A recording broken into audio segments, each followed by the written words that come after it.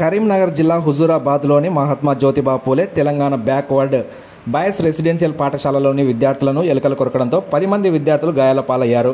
అయితే గాయపడిన విద్యార్థులను హుజూరాబాద్ ఏరియా హాస్పిటల్కు తరలించి చికిత్స అందిస్తున్నారు.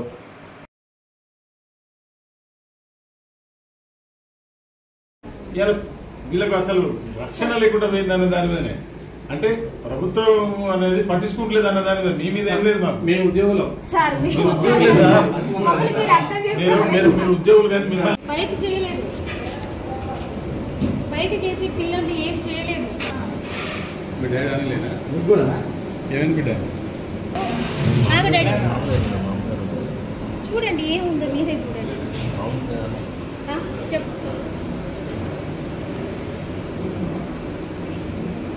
ఏమంటున్నా మేడం, ఇంటెన్షనల్ గా మేమేదో మిమ్మల్ని బాధ పెట్టాలన్న పిల్లలకి అవస్థ జరిగిందంటేనే వాళ్ళ తల్లిదండ్రులు విషయం ఏంటంటే వాడు చిన్నగా ఇట్లా వచ్చింది అని అన్నాం కానీ వెంటనే మేము హాస్పిటల్ తీసుకెళ్ళిన మాట నిజం కానీ వాడికి ఏం అవ్వలేదు.